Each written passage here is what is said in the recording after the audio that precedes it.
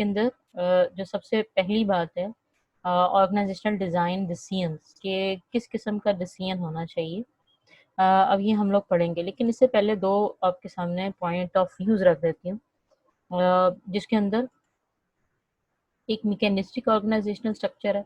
Mechanistic का मतलब machine से निकला है ये, और मैकेनिस्टिक का मतलब है कि पूरी एक ऑर्गेनाइजेशन को एक मशीन की तरह चलाया जाए।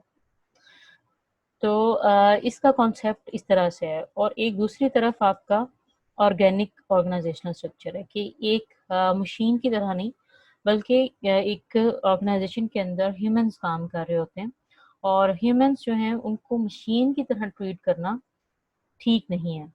अब यानी कि जिस तरह से मशीन का डिसीजन होता है, आपकी प्रेजेंस और चीज़ें जो हैं वो मशीन एक इस वक्त मॉनिटर कर रही है। तो अब इसमें बहुत सारे बच्चों का मसला हो सकता है कि सपोज आप लोगों को सिर्फ एक मशीन की तरह नहीं देखा जा रहा, जिस तरह से मैं बच्चों को इस तरह से मशीन की तरह नहीं ट्रीट करती ज़्यादातर। मुझे लगता है कि जैसे हाँ ह्यूमनली प्रॉब्लम्स हो सकती हैं, पॉसिबिलिटी है कि बहुत सारी और प्रॉब्लम्स हों, कि अगर कोई बच्चा क्लास नहीं ले रहा तो उससे रिलेटेड कोई ना कोई उसकी घर में या कोई मसला हो, या उसको अभी वो तवज्जो नहीं दे सक रहा, या कोई और उसका चल रहा हो। तो ये ऐसी चीज़ जो कि ह्यूमंस ह्यूमन की इन्वायरमेंट को, जहाँ पे ह्यूमंस काम करते हैं, उसको एक अच्छा हेल्दी इन्वायरमेंट बना देती है, और वहाँ पर इंसानों की कदर की जाती है। उसको एक ऑर्गेनिक ऑर्गेनाइजेशनल स्ट्रक्चर कहा जाता है।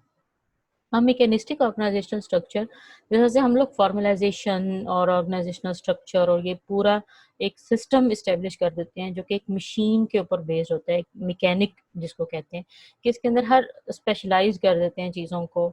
और जबकि ये चीज़ें ऑर्गेनाइज करने के लिए इनिशियली इम्पॉर्टेंट होती हैं। अब यहाँ पर हर एक की यूटिलिटी है, दोनों ही इम्पॉर्टेंट है, मैकेनिस्टिक भी और ऑर्गेनिक भी। यानी कि आपने एक सिस्टम को चलाना है, जब तक उसके अंदर एलिमेंट्स जो हैं जिसमें ह्यूमन कंपोनेंट्स भी शामिल हैं, जब तक वो ठीक नहीं होंगे, यानी कि प्रॉपरली टाइमली अपना काम नहीं परफॉर्म कर रहे होंगे, तो वो एक सिस्टम मुकम्मल तौर पर चल नहीं सकेगा। अब एक ऑर्गेनाइजेशन के अंदर अगर हम लोग एक हर इंसान की प्रॉब्लम्स को कंसिडर करने लग जाएं कि एक एम्प्लॉय की मदर बीमार है, तो उसने छुट्टी कर ली, ठीक है, एक एम्प्लॉय की हो सकती है, दूसरे हर आपकी एक ऑर्गेनाइजेशन के अंदर ज़्यादातर एम्प्लॉयज़ का मसला ये आ रहा है, 1000 एम्प्लॉयज़ काम करते हैं और आपके 100 एम्प्लॉयज़ का मुख्तलिफ मसले मसाइल हैं, और ऑर्गेनाइजेशन इतनी लिवरेज देती है उनको कि हर मसले को या हर चीज़ को उनकी वैल्यू किया जाता है कि उनका बच्चा बीमार है या वो खुद बीमार है और चीज़ें की हैं, तो 100 एम्प्लॉयज़ को एट अ टाइम अगर वो एब्सेंट हो जाते हैं तो सिस्टम बुरी तरह इफ़ेक्ट होगा। इसीलिए सिस्टम को इंश्योर करने के लिए, एक सिस्टम की इन्वायरमेंट को इंश्योर करने के लिए ये ज़रूरी है कि हर चीज़ को, मतलब कि एक आपने जिस तरह से एक एम्प्लॉय चला गया है, तो उसकी जगह काम करने के लिए उसका अल्टरनेट सोर्स या अल्टरनेट आप अपना बना के जाएँ कि हर एक के लिए बैकअप हो, हर एक एम्प्लॉय का बैकअप मौजूद हो। कि एक एम्प्लॉय चला गया, उसको बैकअप करने के लिए, उसके काम को बैकअप करने के लिए कोई और भी मौजूद हो। तो ये एक सिस्टमैटिक अप्रोच है कि जिसको हम लोग मैकेनिस्टिक ऑर्गेनाइजेशनल स्ट्रक्चर कहते हैं। अब और ऑर्गेनिक ऑर्गेनाइजेशनल स्ट्रक्चर भी कहते हैं, क्योंकि यहाँ पर ह्यूमन एलिमेंट्स को इग्नोर नहीं किया जा रहा। जहाँ पर ह्यूमन एलिमेंट्स को इग्नोर किया जाता है और आपको सिस्टम को चलाने के लिए आपके ऊपर रिस्ट्रिक्शंस लगा दी जाती हैं कि at any case you are not going to leave, या आप लोगों को आज़ादी है ही नहीं कि एब्सेंट होने की, क्योंकि अगर एक बंदा भी चला जाता है तो उसकी वजह से सिस्टम बहुत ज़्यादा डिस्टर्ब हो जाता है।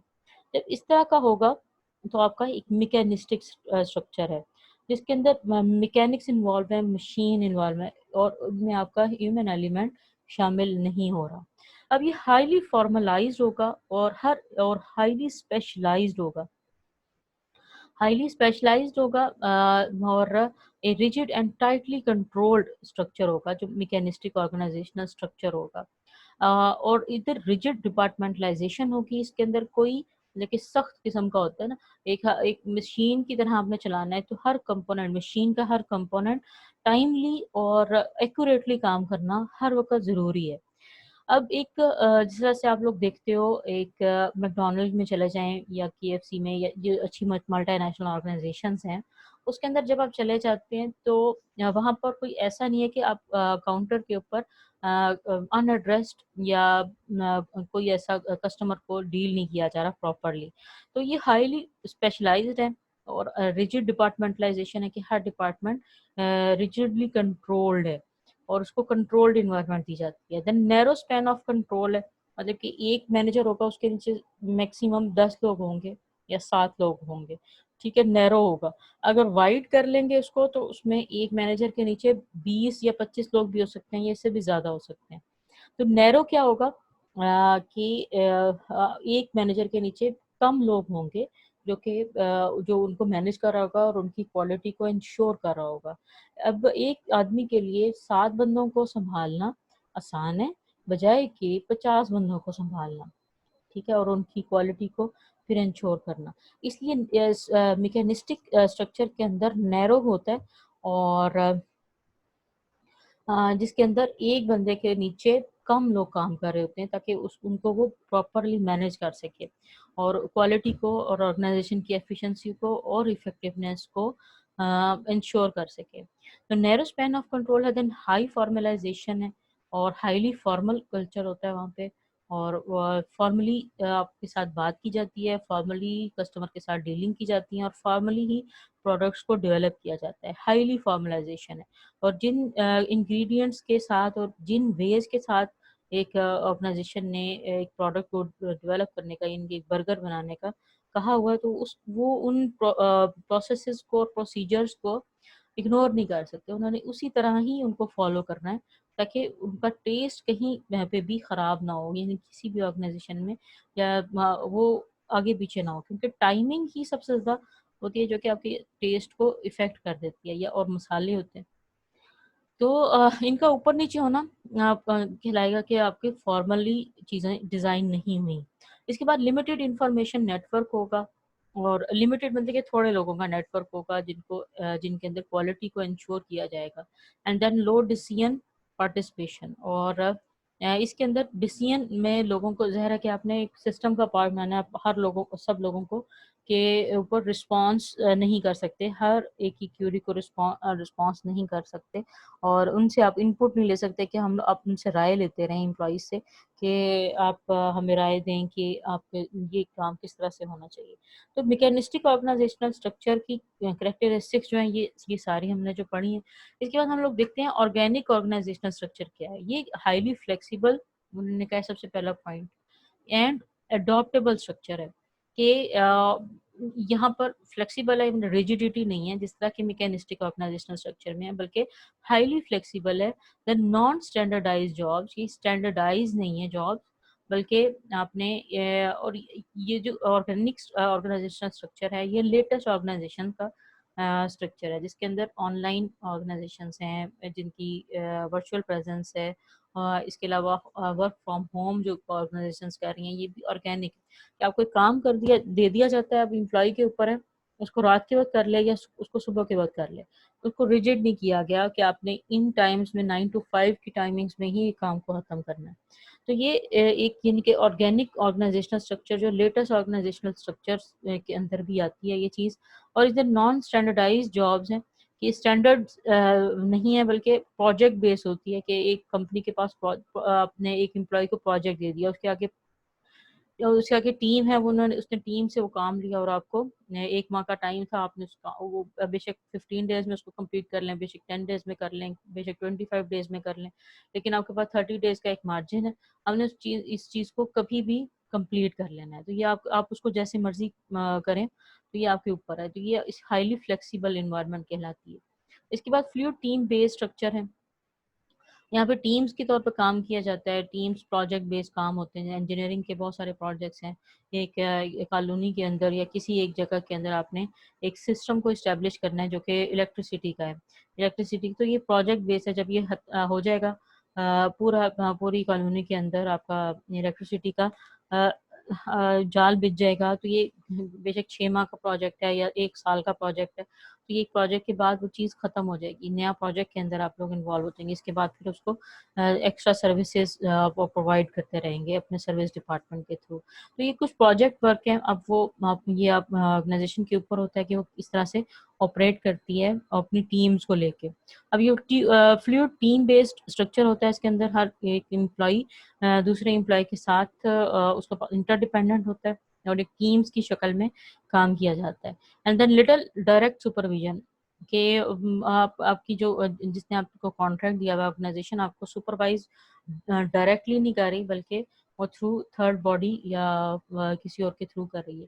And then minimal formal rules, उसमें फॉर्मल रूल्स भी नहीं होते ज़्यादा, और फ्लेक्सिबल होती है ज़ाहिर है। एक और एम्प्लॉइज़ जो हैं, अगर वो एक वक़्त में टाइम नहीं दे सक रहे, यानी कि किसी वजह से, किसी रीज़न की वजह से उन्होंने एक वक़्त में टाइम नहीं दिया, तो वो अपने मैनेज करते हुए अपने दूसरे टाइम में उस काम को मैनेज कर लेंगे। सपोज़ एक एम्प्लॉयी का कोई प्रॉब्लम था और सुबह अपनी वालिदा को लेके जाना था हॉस्पिटल।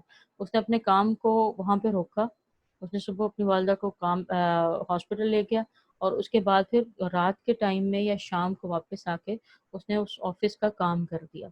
तो ये क्या है, इधर फ्लेक्सिबिलिटी एग्जिस्ट करती है कि आप अपने उसको काम को सफ़र नहीं होने दे रहे, लेकिन आप उसको अपनी चीज़ों को अपने तरीके से मैनेज कर रहे हैं। And then open communication network है, और देन कम्युनिकेशन भी इसमें ओपन होती है, यानी कि रिजिड नहीं है कि बॉस ही सिर्फ कम्युनिकेट करेगा, बॉस ही डायरेक्ट करेगा, उसके बाद आपने और किसी के पास मार्जिन नहीं है कि उसको रिस्पॉन्ड करे। अच्छा, इसके बाद फिर एम्पावर्ड एम्प्लॉयज़ हैं। एम्प्लॉयज़ के पास को एम्पावर कर दिया जाता है, और बहुत सारी ऑर्गेनाइजेशंस इसी ऑर्गेनिक स्ट्रक्चर की तरफ की वजह से बहुत सक्सेसफुल भी हैं कि एम्प्लॉयज़ के पास फ्लेक्सिबल टाइम है कि वो किसी भी वक़्त इन चीज़ों को ऑपरेट कर सकते हैं या काम कर सकते हैं। इसके बाद हम लोग यही कैरेक्टरिस्टिक्स हैं जो अभी हमने पढ़ी हैं, ये इस स्लाइड के अंदर भी, कि mechanistic and organic organisational structure. Mechanistic में आपकी बाउंड्रीज़ क्लियर होती हैं, जबकि यहाँ पर ऑर्गेनिक ऑर्गेनाइजेशनल स्ट्रक्चर में बाउंड्रीज़ क्लियर नहीं होती। ये वर्चुअल प्रेज़ेंस भी हो सकती है इनकी, और टीम्स की सूरत में ये काम किया जाता है। ये सारी जो हमने अभी 8 पढ़ी थी ऑर्गेनाइजेशन स्ट्रक्चर की कैरेक्टरिस्टिक्स, इसके अंदर क्या रोल है, जैसे मैकेनिस्टिक में हाई स्पेशलाइजेशन है, और रिजिड डिपार्टमेंटलाइजेशन है, और क्लियर, ये सारे ये 8 कैरेक्टरिस्टिक्स ही हैं ऑर्गेनाइजेशनल स्ट्रक्चर की, जो कि मैकेनिस्टिक के अंदर इंश्योर की जाती हैं। क्लियर चेन ऑफ कमांड है, और नैरो स्पैन ऑफ कंट्रोल है, सेंट्रलाइजेशन है, और हाई फॉर्मलाइजेशन है। इसके मुकाबले में ऑर्गेनिक के अंदर क्रॉस फंक्शनल टीम्स हैं, क्रॉस हिरारिकल टीम्स हैं, फ्री फ्लो ऑफ इंफॉर्मेशन है, वाइड स्पैन ऑफ कंट्रोल है, डिसेंट्रलाइजेशन है, जबकि यहाँ पे सेंट्रलाइजेशन है, एंड लो फॉर्मलाइजेशन है। ठीक है, ये मैकेनिस्टिक और ऑर्गेनिक का बड़ा इम्पोर्टेंट कॉन्सेप्ट है आप लोगों का, और आप लोगों ने इसको एग्ज़ाम पॉइंट ऑफ व्यू से, फाइनल एग्ज़ाम के पॉइंट ऑफ व्यू से और इसको स्टडी भी करना है। इसके बाद कॉन्टीजेंसी फैक्टर्स के अंदर आने लगे हैं। कॉन्टीजेंसी फैक्टर्स होते हैं जिसको हम सिचुएशन बेस्ड फैक्टर्स कहते हैं, कि कुछ जो स्ट्रक्चर्स डिज़ाइन किए जाते हैं वो सिचुएशन के ऊपर बेस होते हैं, और कोई भी स्ट्रक्चर होगा तो structural decisions are influenced by overall strategy of the organization. Then organizational structure follows strategy, and then size of the organization, कि अब ये सिचुएशन है ना, कि अगर साइज़ बड़ा होगा तो वहाँ पर चीज़ों को एफिशिएंसी और इफ़ेक्टिवनेस को एंश्योर करने के लिए आप किस तरह का ऑर्गेनाइजेशनल स्ट्रक्चर बना देते हैं, ऑर्गेनिक बनाते हैं या मैकेनिस्टिक बनाते हैं। तो ये डिपेंड करता है ऑर्गेनाइजेशन के साइज़ के ऊपर, ऑर्गेनाइजेशन की ओवरऑल स्ट्रेटजी के ऊपर, कि वो किस तरह से किन ग्राउंड्स के ऊपर काम कर रही है। Then forms change from organic to mechanistic organisations as they grow in size, और जब उनका साइज़ बड़ा हो जाता है तो वो ऑर्गेनिक से, यानी फ्लेक्सिबल से, वो मैकेनिस्टिक की तरफ भी मूव कर सकती हैं, अपने सिस्टम को, स्ट्रक्चर्स को हाईली फॉर्मलाइज्ड बना के और स्पेशलाइज्ड बना के।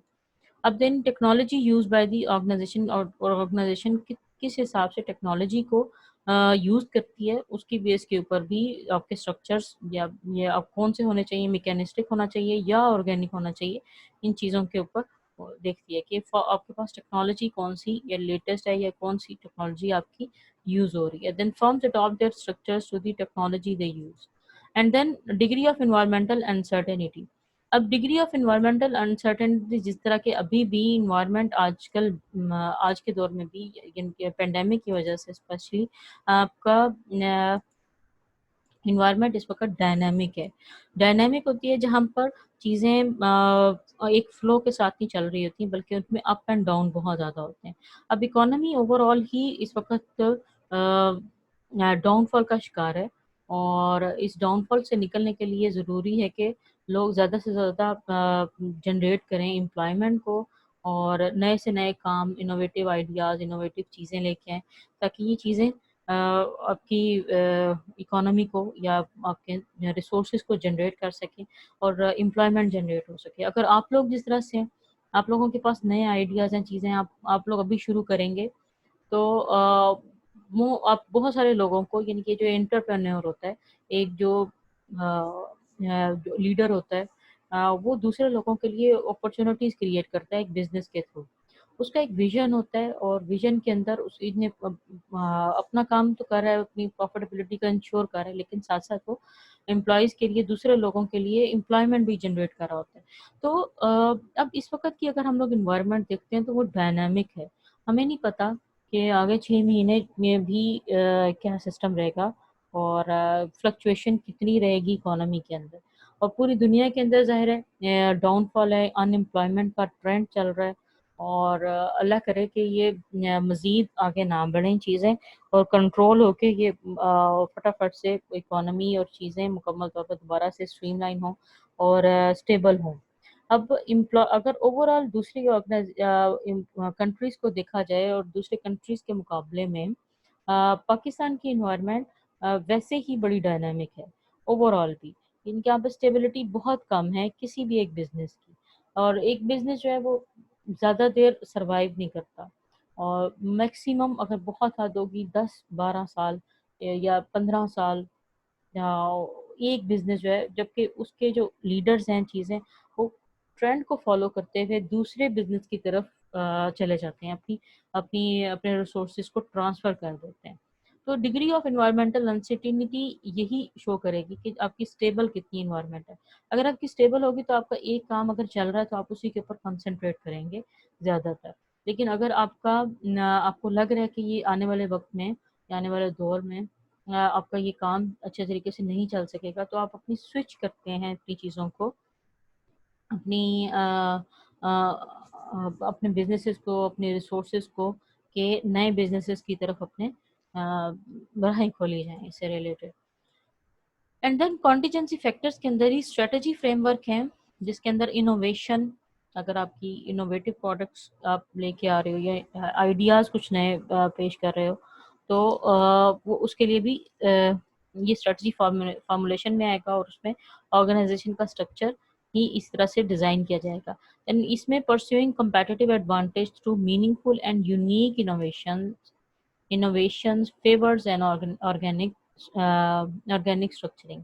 तो अपने कंपटीशन को देख के कि आप कंपटीशन ज़ाहिर है कि अल्टरनेटिव प्रोडक्ट्स का भी है, ग्लोबल कंपटीशन भी है और दूसरी मार्केट्स हैं जहाँ से इंपोर्ट होती है चीज़ों और इंपोर्ट होने के बाद चीज़ों को यहाँ पर उनकी प्रेजेंस को इंश्योर किया जाता है। तो इसकी वजह से लोकल इंडस्ट्री या जो पाकिस्तान की या पाकिस्तान जैसे इम्पोर्ट ओरिएंटेड कंट्री है इंपोर्ट की बहुत ज़्यादा इंपोर्ट करता है दूसरे ममालिक इसको एक हाईली कस्टमाइज किस्म का कंट्री समझते हैं यहाँ पे कस्टमर्स बहुत ज़्यादा हैं और इम्पोर्टेड प्रोडक्ट्स को पसंद करते हैं तो इस वजह से ज़्यादातर दूसरे कंट्रीज़ की प्रेफरेंस पाकिस्तान की मार्केट होती है क्योंकि पाकिस्तान एक बाइंग कंट्री है ना कि एक सेलिंग कंट्री है। सेलिंग होता है कि जहाँ पर लोग अपनी चीज़ें नए आइडियाज़ नई नई से नई चीज़ें प्रोडक्ट्स को डेवलप कर रहे होते हैं और उनके ऊपर इन्वेस्टमेंट कर रहे होते हैं और नई से नई चीज़ों को सहूलत या इंसानियत को सहूलत दे रहे होते हैं किसी भी वे से। और जैसे हम लोग चाइना की मार्केट्स को देखते हैं, चाइना की प्रोडक्ट्स को देखते हैं, उधर बड़े इनोवेटिव आइडियाज़ होते हैं और एक-एक चीज़ अपनी जैसा से अभी एक स्टोर है छोटा सा, ये चाइना का ही है मनीषो, उसके अंदर कुछ ऐसी प्रोडक्ट्स होती हैं, बड़ी क्वालिटी वाली प्रोडक्ट्स होती हैं और छोटी-छोटी नीड्स को फुलफ़िल करने के लिए एक आइडिया उन्होंने दिया हुआ है मनीषो के ज़रिए।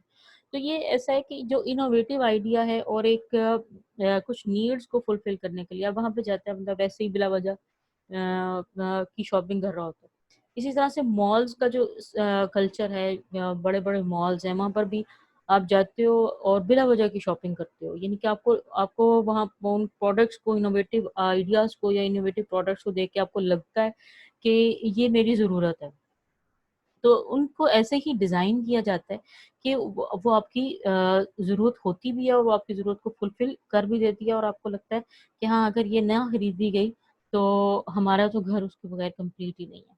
तो ख़ैर ये इनोवेशन है जो कि स्ट्रैटेजिक फ्रेमवर्क के थ्रू ये स्ट्रैटेजीज़ बनाई जाती हैं ऑर्गेनाइज़ेशंस की और जब सप्लायर एक ऑर्गेनाइज़ेशन या एक कंट्री होता है, तो उनका झुकाव ही ऐसे वेज़ को या ऐसी चीज़ों को बनाने की तरफ होता है कि इनोवेटिव आइडियाज़ को प्रमोट किया जाए और इनोवेटिव आइडियाज़ लाए जाएँ और उनसे रिलेटेड प्रोडक्ट्स को डेवलप किया जाए।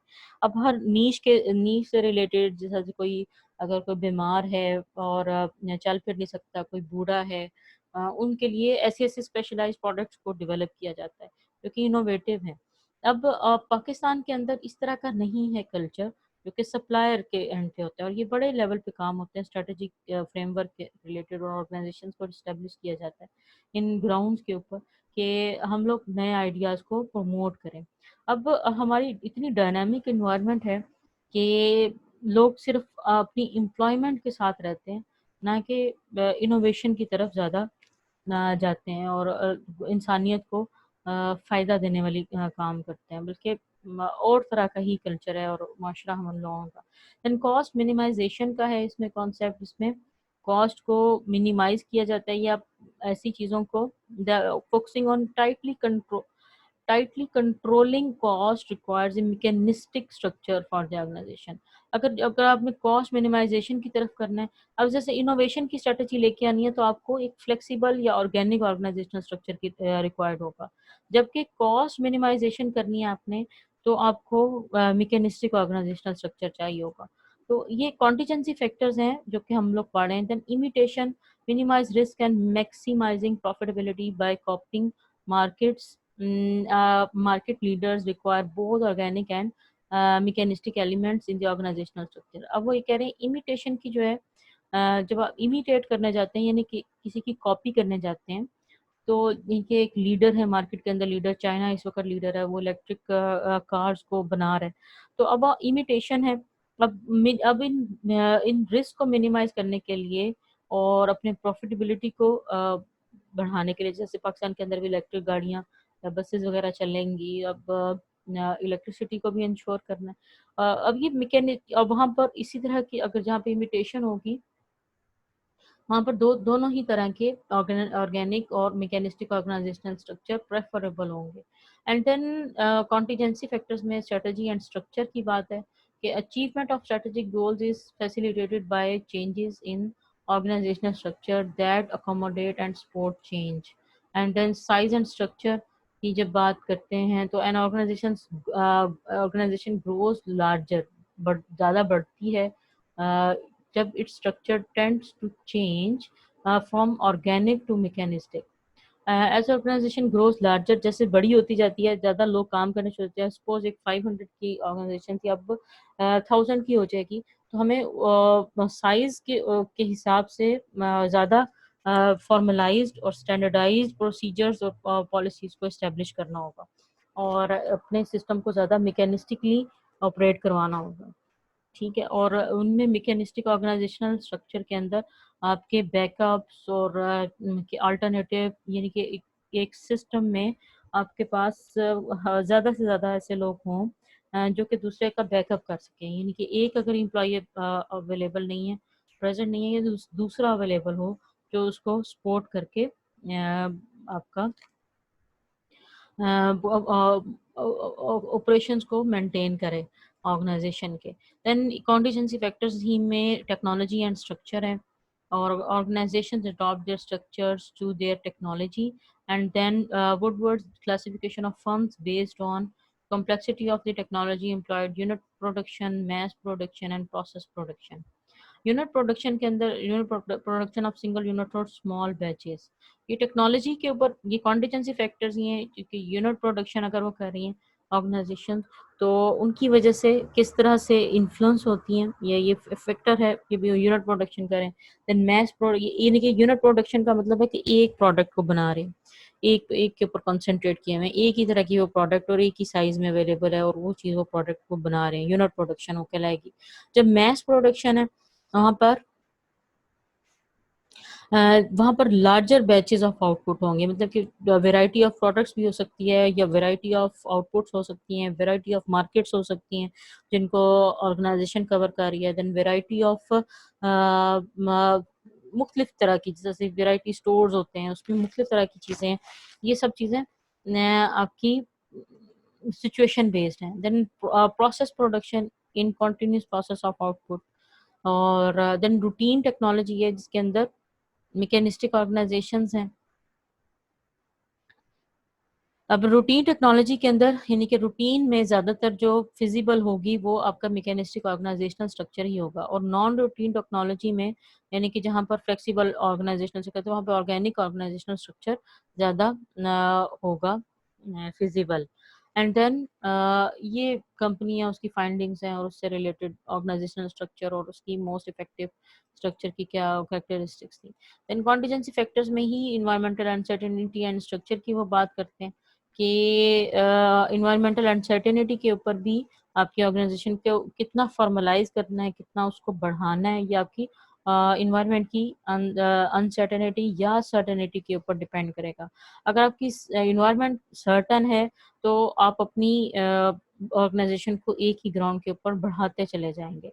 लेकिन अगर आपकी एक कम है या डायनामिक इन्वायरमेंट है, आपको पता है कि इस बिजनेस में शायद हम रहें और शायद ना रहें, तो आप उसमें अंदर अपने बिजनेस के अंदर चेंज, आप ऐसी इन्वायरमेंट रखोगे या स्ट्रक्चर को इस तरह से डिज़ाइन करोगे कि वो फ्लेक्सिबल हो, और वो वहाँ के एम्प्लॉयज़ दूसरे जब ऑर्गेनाइजेशन का मोटिव चेंज हो या उसका बिजनेस की चेंज हो, तो वो साथ ही एम्प्लॉयज़ को भी मूव कर ले। तो ये अनसर्टेनिटी या ये फैक्टर्स हैं जो जिसके अंदर मैकेनिस्टिक जैसा organisation structure tend to be most effective in stable and simple environment. Stable और सिंपल एनवायरनमेंट के अंदर मैकेनिस्टिक स्ट्रक्चर ठीक रहता है, लेकिन the flexibility of organic organization structure is better suited for dynamic and complex environments। आपकी environment बहुत complex है तो हम लोगों को जो flexible organizational structure है वो सूट करता है। तो mechanistic अगर highly specialized, highly formalized हो जाएंगे तो वो हम लोगों की, यानी कि छोटे businesses को या इन चीज़ों को के लिए ठीक नहीं रहता। In common organisational designs and traditional designs में सिंपल स्ट्रक्चर्स हैं जो हम लोग अभी पढ़ते हुए आ रहे हैं। लो डिपार्टमेंटलाइजेशन, थोड़े से डिपार्टमेंट्स होते हैं। वाइड स्पैन ऑफ कंट्रोल है, मतलब कि एक एम्प्लॉई है, एक मैनेजर है तो उसके नीचे 100 एम्प्लॉयज़ काम कर रहे हैं या 50 एम्प्लॉयज़ काम कर रहे हैं। वाइड स्पैन ऑफ कंट्रोल है। देन सेंट्रलाइज है, एक के पास डिसीजन मेकिंग की पावर है, बाकी सारे उसे पूछ रहे हैं। देन अथॉरिटी, एक अथॉराइज है काम करने के लिए। देन लिटिल फॉर्मलाइजेशन, इसके अंदर फॉर्मलाइजेशन भी आपकी कम है, यानी कि फॉर्मल स्ट्रक्चर कम है। देन फंक्शनल स्ट्रक्चर के अंदर डिपार्टमेंटलाइजेशन बाय फंक्शंस है, जिसमें ऑपरेशंस डिपार्टमेंट है, finance, human resource, product, research and development, IT और सारे इनके तरह के फंक्शनल स्ट्रक्चर होता है। जब सिंपल स्ट्रक्चर के अंदर यानी कि ट्रेडिशनल डिज़ाइन हम लोग अपनी ऑर्गेनाइजेशन में जैसे गिफ्ट में भी देखते हैं। इसके अलावा बहुत सारी, अगर हम लोग जाते हैं किसी भी शॉपिंग वगैरह करने, तो हम लोग सिंपल ऑर्गेनाइजेशनल स्ट्रक्चर देखते हैं ज़्यादातर। तो और फंक्शनल होते हैं जहाँ पे डिपार्टमेंटलाइजेशन होती है। देन डिविजनल स्ट्रक्चर्स हैं, then composed of separate businesses unit और divisions with limited autonomy under the coordination and control the parent corporation. अब ये डिविजनल स्ट्रक्चर के अंदर एक पेरेंट कॉर्पोरेशन होगी, उसने आगे फ्रेंचाइजेज या दी होंगी और वो उसको ऑपरेट करी होगी, तो ये डिविजनल ऑर्गेनाइजेशन स्ट्रक्चर की तरह का एक है। और सिंपल, फंक्शनल और ये उसी की एग्जांपल्स हैं कुछ। अब इसमें जो एक है टीम स्ट्रक्चर है, टीम्स में काम किया जाता है जहाँ पे लोग एक दूसरे के ऊपर इंटरडिपेंडेंट होते हैं, तो उसको हम लोग टीम स्ट्रक्चर्स कहते हैं। टीम स्ट्रक्चर है कंटेम्प्रेरी ऑर्गेनाइजेशन डिज़ाइन में टीम्स, ज़्यादा टीम्स के थ्रू काम किया जाता है। जैसे ऑनलाइन प्रेजेंस के लिए आपके पास टीम्स हैं और वो टीम्स आपके मुख्तलिफ कामों को मैनेज कर रही हैं। देन मैट्रिक्स और प्रोजेक्ट स्ट्रक्चर के अंदर भी ये इसकी टीम की कैरेक्टरिस्टिक्स हैं टीम ऑर्गेनाइजेशंस की।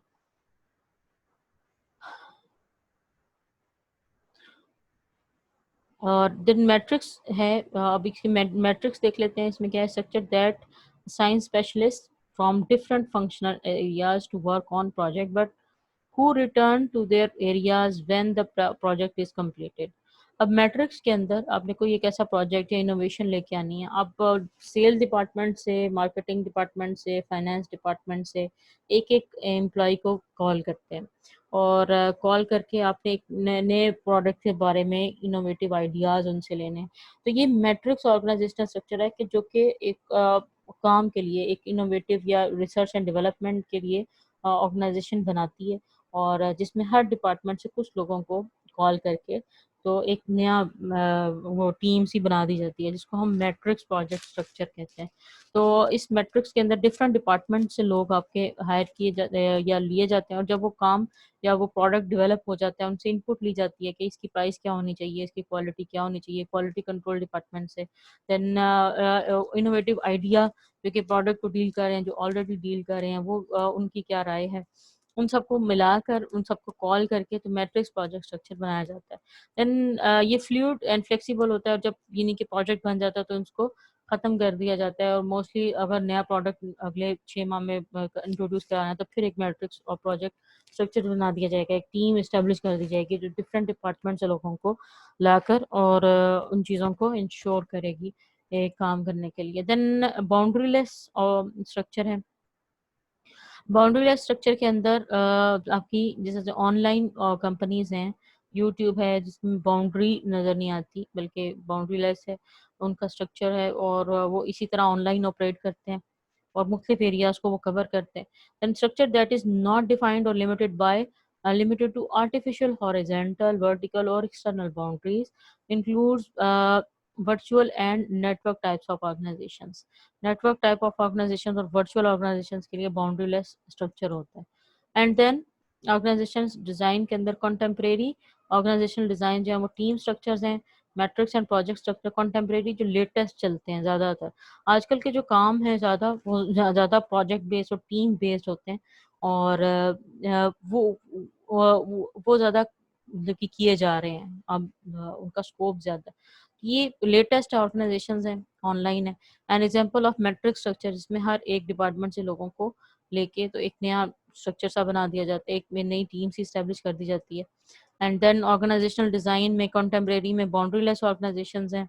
एंड देन ये जो कि ये सारी चीज़ें जो भी बाउंड्रीलेस ऑर्गेनाइजेशन होती हैं, eliminate chain of command, has limitless span of control और uses empowered teams rather than departments और एक्सटर्नल बाउंड्रीज में उसमें खत्म हो जाती हैं।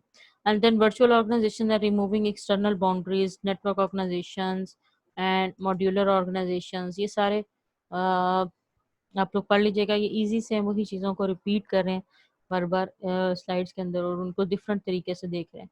ये कॉन्टेम्प्रेरी ऑर्गेनाइजेशंस का और कंटीजेंसी फैक्टर्स जो कि इन्फ्लुएंस करते हैं किसी भी ऑर्गेनाइजेशन के ऑर्गेनाइजेशन स्ट्रक्चर को और वो कौन से, ये सब चीज़ें आपने अच्छे तरीके से खुद ही से देखनी है सब। और keeping employees connected organization design के widely spread and mobile employees building and learning organization. अब जो चैलेंजेस क्या हैं, हमने ज़ाहिर है कि एक चेंज को इंश्योर करना है। एक चेंज ही ऐसी चीज़ है जो कि कॉन्टीन्यूस है, स्टेबल कुछ भी नहीं है और चेंज ही है पूरी इन्वायरमेंट के अंदर। आप कंडीशंस देखते हो, वक्त के साथ साथ चीज़ें डेवलप हो रही होती हैं, नए नए चेंज हो रही होती हैं, इन्वायरमेंट पूरी की पूरी। तो ये चैलेंज ही होता है कि ऑर्गेनाइजेशन के जो मेंबर्स हैं वो किस तरह से चेंज को परसीव करते हैं और चीज़ों को स्ट्रीमलाइन करते हैं।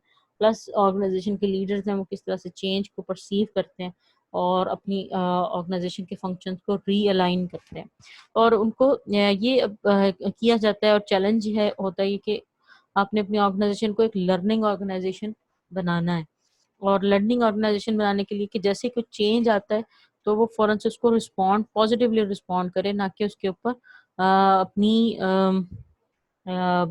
कॉन्फ्लिक्ट्स शो करें या अपने रिजर्वेशंस शो करें, बल्कि वो पहले ही ट्यून्ड हों कि हाँ चेंजिंग ऑर्गेनाइजेशन होगी या चेंज आएगा किसी इन्वायरमेंट के अंदर, जैसा से अब चेंज आया है एक खास किस्म का ऑनलाइन का, और अब दोबारा से हम लोग ट्रेडिशन की तरफ मूव कर रहे हैं, तो ये एक लर्निंग ऑर्गेनाइजेशन होगी, तो ये मुख्तलिफ चीज़ों के अंदर रूट कर सकेगी और चेंज को एक्सेप्ट कर सकेगी। एंड देन लर्निंग ऑर्गेनाइजेशंस की ये कैरेक्टरिस्टिक्स हैं कि लर्निंग ऑर्गेनाइजेशन अडॉप्टेबल होती है और कंटिन्यूसली लर्न करती है, अडॉप्ट करती है and change through the practice of knowledge and knowledge management by employees. यानी कि प्रैक्टिस, अगर ये ऐसे एटीट्यूड ऑर्गेनाइजेशन के मेंबर्स का होगा, रिजिड नहीं होगा, फ्लेक्सिबल होगा, तो वो एक लर्निंग ऑर्गेनाइजेशन बनती जाएगी। और इसकी कैरेक्टरिस्टिक्स देख लेते हैं आप। ओपन टीम बेस्ड होता है और